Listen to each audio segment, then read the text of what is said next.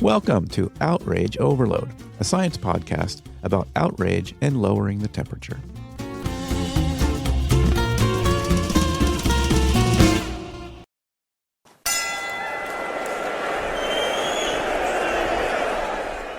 In an ideal world, sports would unite us, a celebration of human ability, dedication, and fair competition. But in today's reality, sports, like so many things, can become a battleground for cultural and political debates. Take, for example, the recent controversy surrounding female boxers in the Paris Olympics. At its core, this was a debate about fairness, how we balance inclusivity against fairness. Yet, instead of reasoned discussion, the conversation quickly spiraled into a storm of outrage and misinformation. Social media lit up with unfounded claims about athletes' gender identities, mischaracterizations, and oversimplified arguments. On one side, some conservative figures framed the issue as an attack on women's sports. On the other, progressive voices rushed to defend inclusivity, often dismissing the nuance of the biological and ethical complexities involved. Amidst the shouting, fear of cancel culture cast its shadow over the conversation. Many people, especially those on the political left, hesitated to engage in deeper discussions, worried that asking tough questions or expressing uncertainty could be interpreted as harmful or intolerant. In an ideal world, we'd separate the culture war from the science, the politics from the practical. We'd engage in these discussions not out of fear, but out of curiosity and a shared commitment to understanding. But our world isn't ideal. People are sensitive to these issues, and for many, their experiences feel deeply personal, making it easy to find cultural conflict. In this episode, we're peeling back the layers. We'll explore the biology of sex development, the lived experiences of people with DSDs, differences in sex development, and the controversies that often fuel public outrage. With the help of experts, we'll untangle the complexity and uncover the nuance behind the headlines. Because, as you'll see, the biology of male and female is anything but simple, and the conversation around fairness and inclusivity deserves far more than sound bites and outrage.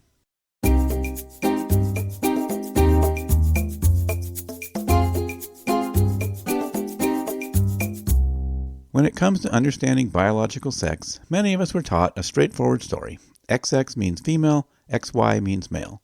But as science has shown us, this binary framework leaves out a world of complexity. Dr. Richard Auchus, an endocrinologist and leading expert in sex development, explains why biology doesn't fit neatly into these black and white categories. So what happens if the gonads, that is the testes or the ovaries, don't develop? That would be something like Turner syndrome. When those children are born, their genitals look like girls. And you can't tell the difference, except for some other stigmata that they may have. But you really don't know until puberty, which is when the ovaries start to normally function. And the girls would feminize, that is, develop breasts and start to have periods and be able to bear children, whereas the Turner's girls would not. Now, for boys, instead of ovaries, they have testes. And the testes get involved very early in fetal life, whereas the ovaries don't do a whole lot of steroid production until puberty. So the testes have sort of four phases of function. They start to function in about 8 to 12 weeks of gestation. And that is the critical time when the male genitals form. And so the testes start to make testosterone, and the testosterone is converted by an enzyme in the skin around the genitals to a more potent androgen called the dihydrotestosterone, 5-alpha dihydrotestosterone. This is the 5-alpha reductase type 2 enzyme. And then though both testosterone and dihydrotestosterone bind to Dr. Auchus goes on to explain that male development relies on a precise series of steps starting in early fetal life. Hormones like testosterone and dihydrotestosterone play a critical role in shaping the male reproductive system. These hormones interact with androgen receptors in the body to trigger key changes, like the closure of the labia to form the scrotum or the growth of the clitoris into the penis. This process continues in stages. first during early fetal development, then again in the third trimester when the penis undergoes further growth. Puberty, of course, marks another major milestone in male development, with testosterone driving the growth of secondary sexual characteristics like deepening of the voice, increased muscle mass, and further development of the reproductive system. Through all these stages, one thing is clear. Male development depends on an intricate balance. If any part of this process, like hormone production, receptor function, or cellular support, goes awry, it can lead to variations in development, highlighting once again how biology doesn't always fit neatly into binary categories. So the girls, on the other hand, they have ovaries that make eggs that can be fertilized by sperm and implant into the uterus. The estrogens and progesterones that control the menstrual cycle have to do with preparing and maintaining the uterus for a pregnancy, but they're not actually required to ovulate and to have a pregnancy. Well, they are required to hold the pregnancy, but they're not required to make for ovulation or to make an egg. So in general, those two things are right. So you can see where a lot of so the girls, if they have they can have problems in two ways. One is not being able to make eggs or estrogen, as sort of like the Turner's syndrome that I was talking about, which is instead of XX, that's 45 1X. And they have no ability to make either germ cells, eggs, sperm, any of that, or any of the sex steroids from their gonads. They can make too much androgen from their adrenals. That's actually not that rare. We would call that an XX disorder of sex development. Most commonly, that would be 21 hydroxylase deficiency. And that's about 1 in 16,000 in the severe form.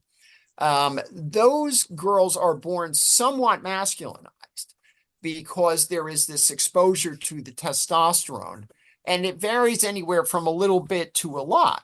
But they don't make those androgens from their ovaries. There can be tumors that develop in the ovaries, or there can be other strange things that happen under very extreme circumstances that are extraordinarily rare, where girls can make too much androgens. But in general, it would be the adrenal component that would cause an XX disorder of sex development.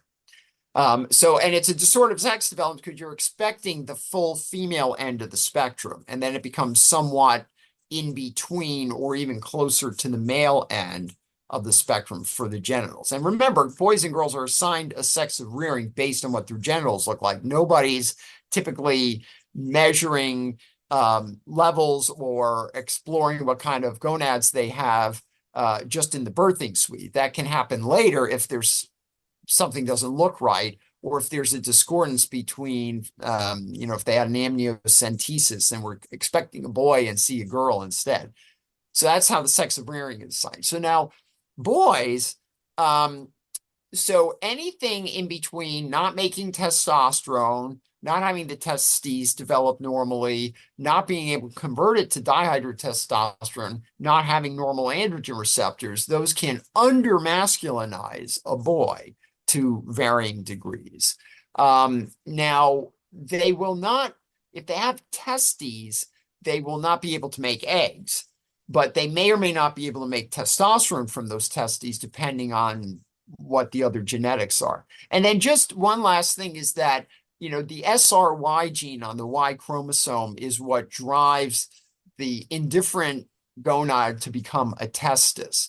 And you can have translocation of that gene to a different chromosome. And so there are XX males, truly normal males, that exist because they have an SRY gene somewhere, not on the Y chromosome, but somewhere else. What Dr. Auchus describes is a spectrum of possibilities. There's a tremendous amount of variation in the biology that challenges our traditional assumptions about sex and gender. These conditions, known as differences in sex development, or DSDs, demonstrate the incredible diversity of human biology. DSDs occur when there's a variation in how chromosomes, hormones, or anatomy develop. They're rare, but not that rare. I think if you keep a number of 1 in 10,000, that's probably an upper limit, and that's probably a good number to keep in mind. So that would be 0.01%. And at any major medical center, we see a couple of these every year, a couple of new cases every year. Our pediatrics hospital will get probably 5 to 10 new cases a year of one or the other. The diversity doesn't stop there. Dr. Auchus explains that even within these categories, there are layers of complexity that challenge the binary assumptions many of us grew up with.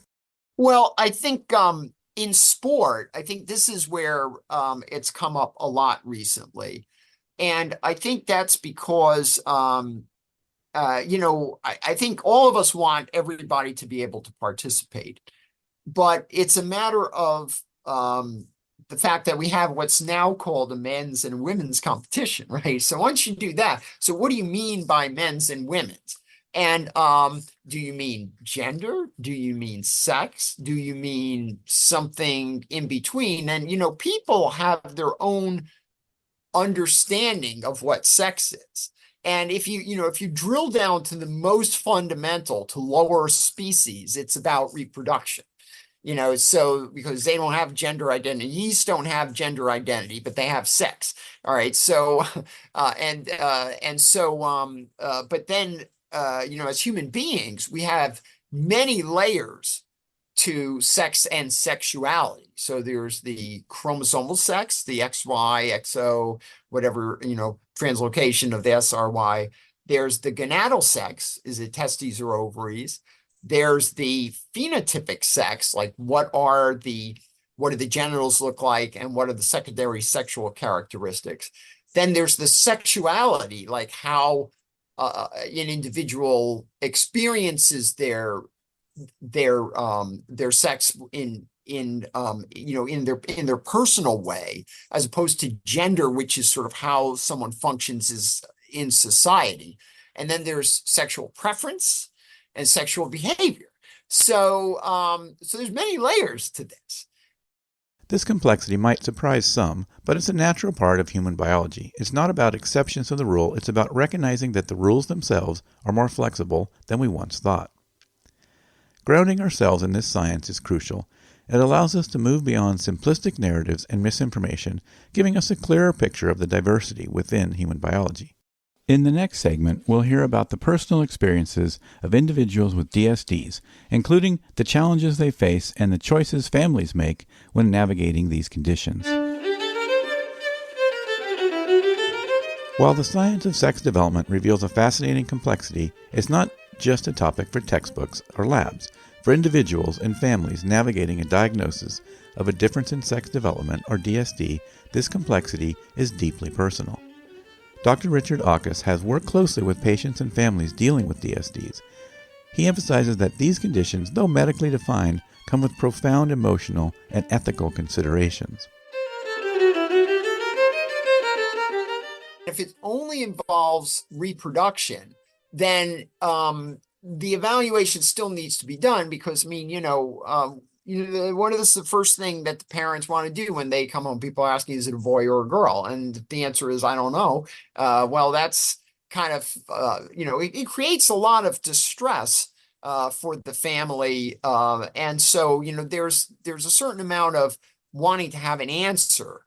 It's not that, we want to know if the child is healthy.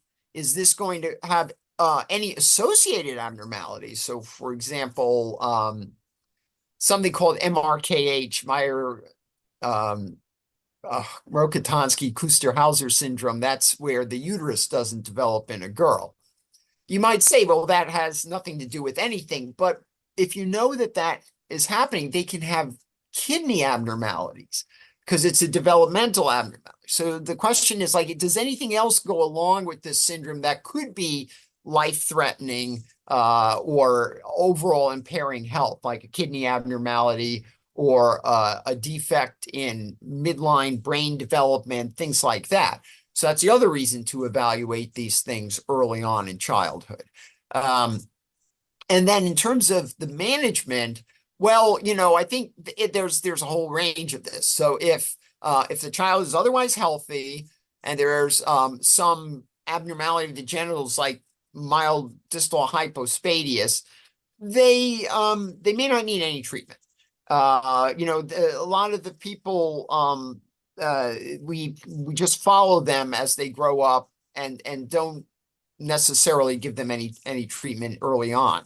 But again, I think it depends. Is it going to block up their ureters? Is, something going to happen as a result of that? The masculinized girls often have what's called a urogenital sinus, where the vagina and the urethra come together to a common channel before they exit the body.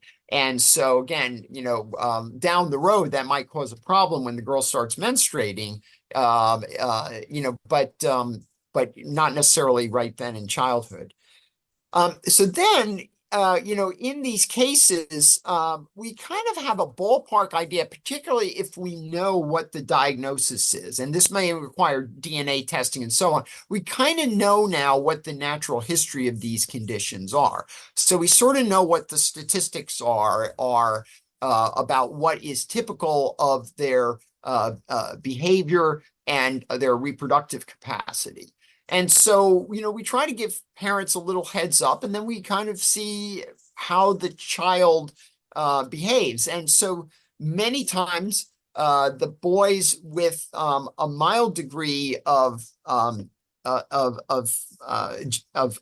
masculinization behave like boys. Totally, they adopt a male gender identity, and they live in that way. And so we want to optimize their ability to live in that way. Others might be assigned a female sex of rearing, and then they may develop with the female gender identity. And if that's the case, in some of these conditions, there will be further masculinization during puberty. And we want to advise the family of that, so that if they start to go through a male puberty when they have a female gender identity at the age of 10 or so, that can cause distress, just as it does for a transgendered individual who's, has no disorder of sex development, but natal male, but is always felt to be female, and then starts to have this dysphoria from going through a masculinizing puberty. And we may have to intervene in a situation like that. These decisions can be life-altering. Imagine being told shortly after your baby is born that their development doesn't fit typical expectations. Questions arise. Should we intervene surgically? Should we wait? How do we explain this to our child as they grow older? The answers aren't always clear. And as Dr. Auchus explains, the medical community's approach to these decisions has evolved over time. So let me say first, this is among the most difficult things that we do in all of medicine. I think nowadays, at least none of the doctors that I work ever try to enforce a treatment plan on the family. We try to advise them of the treatment options, and doing nothing is often one of those cases. We try to assess the trajectory of the child and the pros and cons, and then we try to make shared decision-making on it. But I think it's very anxiety provoking for the family, for the physicians, and for the child kids don't want to be different, really, most of the time. And so they want to be able to fit in. And, if you choose not to do anything, and then the child then wants to have a heterosexual relationship and feels unable to do so because nothing was done, that's a problem. On the other hand, if the child embraces, if you do something to restore the functional anatomy, the ability to have intercourse in either direction, in the direction of the natal sex, but then the gender identity winds up being contrary to that, then that was done for no reason.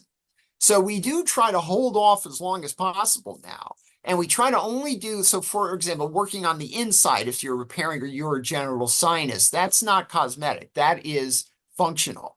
If you do stuff on the outside, then that can be considered cosmetic. And so again, we try to defer that as long as possible until we know the trajectory that the child is going on, and only do that when it's pretty clear that this is what the child wants when they're at an age to participate in those decisions. So I would say, medicine used to be a lot more pejorative, I guess is the word, but a lot more paternalistic. I guess that's a better word.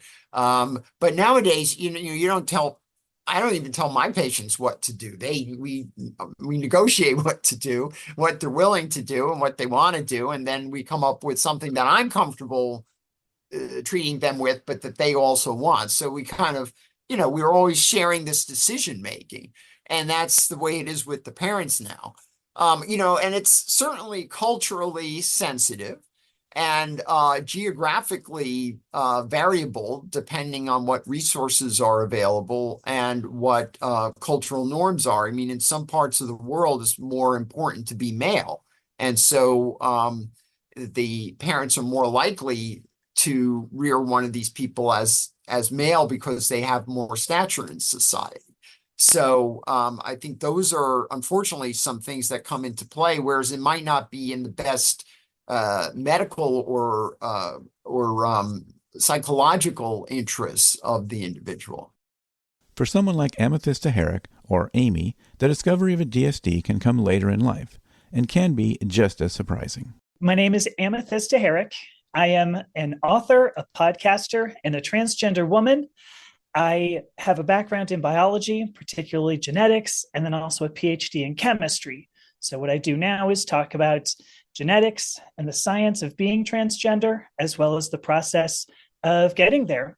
And some of my biggest plans for what I do is to make transgender normal, to make people look at transgender people and just go, they're similar to all the rest of humanity. Amy shares her experience of learning about her partial androgen insensitivity syndrome and the unexpected journey that followed. Typically, when you think of a DSD, they generally are more obvious. I mean, if you look at somebody who is born with both reproductive parts, whether or not they're functional is irrelevant. But when you look at those, you go, okay, that's an obvious difference in sex development. But there are actually over 1,200 identified characteristics, genetic characteristics that geneticists call intersex, and it's not a great term, which is why DSD ended up being used, more specifically, because the idea is that human biology, we all have the same human biology. So saying something is intersex to imply that, well, we usually see this in men, but now we're seeing it in somebody with an XX genotype is somewhat of a false distinction anyway. But there are over 1,200. Most of those are not at all observable unless you do pretty significant genetic testing.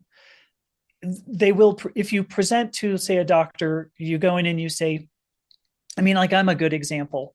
When I first started hormone therapy, I got my testosterone checked, my hormone levels checked, and I had a really high testosterone level. Now you're looking at me now, David, and maybe you go, you don't look like you would have had a really high testosterone level. I'm not particularly big. I was never particularly hairy. I couldn't grow a beard to save my life, for what it's worth, because I had technically what's called an intersex characteristic, which is a partial androgen insensitivity syndrome. So although my body was capable of making a ton of testosterone, it was not capable of processing it, wasn't capable of using it. That's an intersex characteristic I would never have known about if I didn't start gender transition. For Amy, this discovery was deeply personal, but it also highlighted the broader complexities of DSDs. Many of these conditions are invisible until something, like a medical test or a life event, reveals them. While some conditions are discovered during adolescence or early adulthood, others, like MRKH syndrome, might remain hidden until much later. Dr. Auchus explains how this condition, where a uterus doesn't develop in someone who is otherwise entirely female by biological and social measures, can deeply affect those who learn of it when they want to have children. Well, because they don't have a uterus, they don't have menstrual periods. And so they have ovaries that can make eggs and that can make estrogen. So they feminize at puberty. They develop breasts and widening of the hips and the usual things that women change as they go into adulthood. But yet they won't have no periods, and that might not get evaluated. And then when they try to have children, they can't conceive. And then they get a further evaluation, and that usually requires some sort of imaging or at least a physical exam to tell that. People have talked about uterine transplants. And, I think there have been some attempts at this, but, they can be surrogate mothers, that they can bear children with their eggs if they have a surrogate, or they can adopt. But it is, I think one of the things that people don't understand, they'll just say, oh, they're just infertile, but that's not an appropriate attitude, because a diagnosis of infertility provides someone with as much grief and anxiety as a diagnosis of cancer. If someone has the desire to have children, man or woman, and they can't, that's a big deal. And we shouldn't just poo-poo it, which is why all the assisted reproductive technologies have been developed. So I think it is an important thing for people to know, and it is an important thing for them to be counseled about, and when treatment is available, for that to be provided. These stories remind us that behind the science of sex development are real people facing real challenges, making real decisions, and living real lives. In the next segment, we'll explore how these personal experiences intersect with the public perception of sex and gender, and why outrage and misinformation often overshadow the complex realities.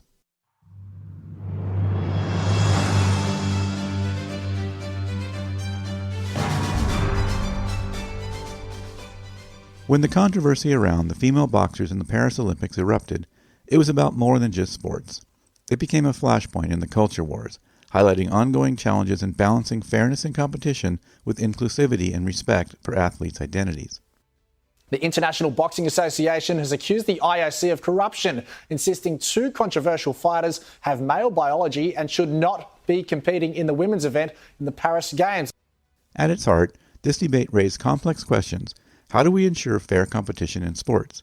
What role should biological differences play in determining eligibility? And how do we protect athletes' rights in a world increasingly shaped by public outrage and misinformation? Conservative politicians, public figures, and social media users were quick to weigh in, many spreading unfounded claims about athletes' gender identities. As a person that transitioned, he was a good male boxer, and she didn't even go down. He hit her with 2 jabs, and she said, "I'm out."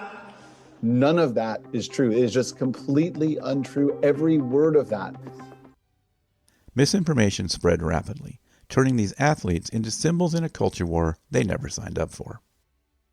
But misinformation wasn't confined to one side.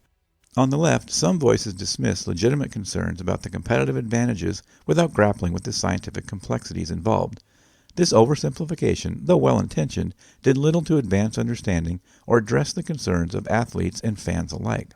A teammate of Imam Khalif's who actually crashed that press conference. Officials tried to kick her out, Scott, but she refused to go. And then she started speaking to the media. The media basically stopped filming the press conference that was going on, all turned their cameras on to the Algerian boxer. It was quite the scene. This press conference went for about 2 hours. It was absolute chaos. And at the end of it, I'm not sure whether we're any clearer as to the status of these boxers.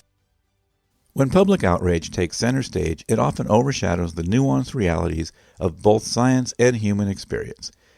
As Dr. Auchus points out, sports categories themselves are far from perfect. I can't go back and ask the Greeks, like, why did we have, different men's and women's competition? But I think in modern day, the way people piece it together is it has to do with the fact that when you go through a masculinizing puberty, so when the testes make that testosterone and the muscles and other tissues are exposed to it over a prolonged period of time. And remember, testosterone levels in women are about 10 times lower than they are in men. It's not like a subtle difference. It's 10, 20 times lower, and the free testosterone is probably 50 times lower on average. So there's a huge difference in the amount of testosterone that a male puberty exposes you to compared to women. That there's improvements in hemoglobin, which, you have more red blood cells, so that improves your endurance. Improvements in muscle size and in muscle strength. And then there's like permanent changes in the muscle that increases the number of nuclei that the muscle cells have, increases the number of stellate cells, which are sort of stem cells in the muscle. Even if your gender identity and sex of rearing was female because of a disorder of genital development, that doesn't seem to jive with the physiology. So that's the position that's been held. So people will say I'm a woman based on their personal definition of woman, which may be gender, may be more than that. But yet, under this definition, their sports sex, shall we say, is not consistent with the women's competition. Because remember, the women's competition is a protected competition. It's just like you have weight classes in wrestling, right? It's not fair to let the 180 wrestle the 130. We know that. So we don't do that. We also don't have the Paralympians competing against the Olympians. Those are protected categories for people that, for one reason or another, do not have some intrinsic biologic property that the other category has. So the women's is being held as a protected category. In other words, it's legitimate to discriminate against the men, that you can't participate with the women because you're not women and you have an advantage, and it wouldn't be fair to let you participate in that group. So I think this is what the problem is. And it's not that the sport is trying to say you can't have that personal definition of woman. No, you can for personal use. And, if we're playing pickup basketball or, adult softball, nobody cares. But when you're talking about international competition and who's the best in the world, well, then it's a problem because, those women have been working their whole life and they're expecting to compete against other people who don't have the advantage of a male puberty. I think we first and foremost need to be compassionate to people. This wasn't a decision that the athlete made. Actually, in some very well publicized cases, it's been the sport federation of the country where that athlete has been in who's denied them access to medical care and then basically thrown them under the bus. When this blows up on the international stage, everybody knows there's something different about them. So I think we need to provide everybody, a girl who has not had secondary sexual characteristics or a period by age 14 needs a full medical evaluation. But then in terms of discussing what to do with them, I kind of feel like the politics should be kept out of this, right? This is a very personal, private, this is between the doctors and the families and the patient. And that people shouldn't have restrictions on what they should do. I think they should have support to get all the evaluation necessary, both physical and psychological, so that we really understand what this individual is about, so we can provide them with what they need. And what they may need is nothing, all right, just support. But unfortunately, it's very hard to do that when there's these political and social overlays that try to force people in one direction or the other. So I think we need to, be true to the individual and provide them with what they need. But we need the opportunity to do enough of an evaluation so we can determine that, so that with this shared decision making, they can know what they need. Amy, meanwhile, proposes a different way of thinking, one that moves beyond the traditional categories of men and women altogether. I think we need to look at capability first, because if you have somebody with a DSD in particular, and they experienced a lot of testosterone, particularly during their early years and then up to puberty, they will be bigger, they will be stronger, they will be thicker, because this is how hormonal balance works. It's how our human biology works. And I think those people are naturally going to be more capable at certain things. So I think we should start looking instead at capability and matching people more by, how well did they do. And so my opinion on this, and like you, I don't take a very strong opinion on this, but when we look at women's sports or men's sports, we're kind of making this artificial distinction that we go, all right, well, you look like you have an externally presenting XY genotype, therefore you must be better at certain things. The outrage surrounding these issues often obscures the fact that there's no easy answer. But perhaps the first step is to move beyond the misinformation and polarized debates and to start asking the right questions. There are no easy answers here. Fairness in sports and inclusivity are complex, deeply intertwined challenges. But one thing is clear. When we reduce these debates to oversimplifications and misinformation, we lose sight of the humanity at their core. Next, we'll explore how science and empathy can help us navigate the complexity of these issues. But, spoiler alert, I'm not claiming to have the answers with respect to sports eligibility, but rather the objective here is to foster greater understanding and appreciation for the nuances that often get drowned out in public discourse.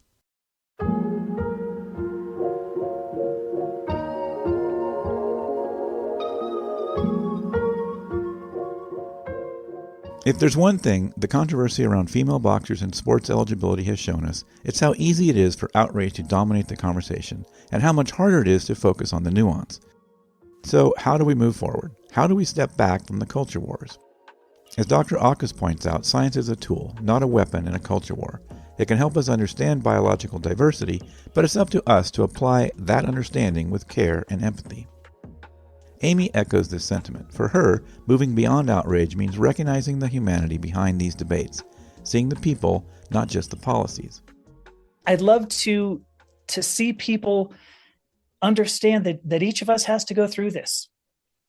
Each of us is subject to social pressures, and each of us deserves the same level of kindness as everybody else. Being human is not simple. It's never been simple. And you don't make it simple just by saying, I want it to be simple. So I think that would be looking forward. I'd love to see, a change in our social understanding of what it means to be human. For Amy, one way to foster empathy is through education. By sharing stories and teaching the science behind sex development, we can counteract the misinformation that fuels so much of the outrage. There are people who fear me. And I believe, in part that comes from a misunderstanding of the science, which is easy. I mean, that's just ignorance. And ignorance is easily addressed. You just go learn. And I know that isn't necessarily, when I thought about this at one point, because I had several people say, look, it's basic science, XXXY, basic science. And I went, it is very basic science. And I went into the whole shebang. I thought, I was in my third year as an undergraduate at UC San Diego. So a good university, in my third year of a molecular biology degree, when I learned some of the things that I talked about today. Third year. Now, I don't know how many people out there go through 3 years worth of undergraduate education in biology. I thought of that as basic science. And then I realized, what's basic for me is very different to, what other people are saying. So my first thought is just, we do need to make understanding of some of these scientific principles a bit more widespread, a bit more known. The truth is, there are no easy answers to the questions of fairness, inclusion, and identity. But by approaching these debates with humility, curiosity, and compassion, we can start to build a dialogue that honors the complexity of the issues and the humanity of those at their center.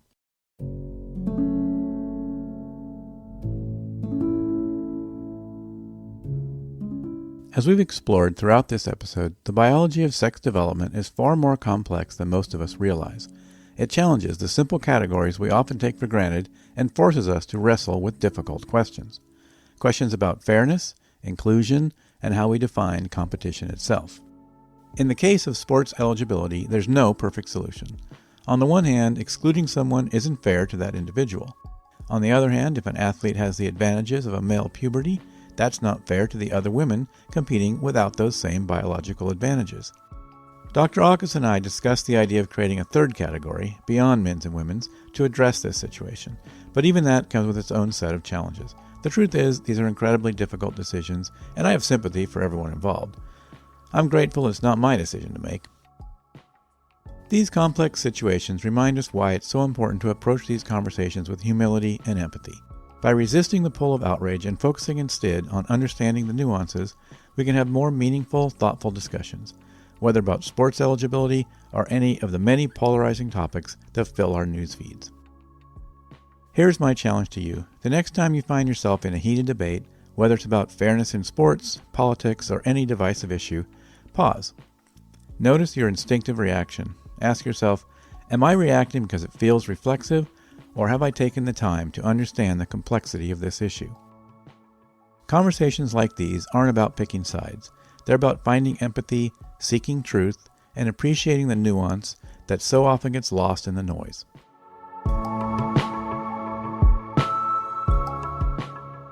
Thank you for joining me on this journey into the biology of sex development, the personal impacts of DSDs, and the broader conversations that shape our understanding. Many thanks to our guests, Dr. Richard Auchus and Dr. Amethysta Herrick.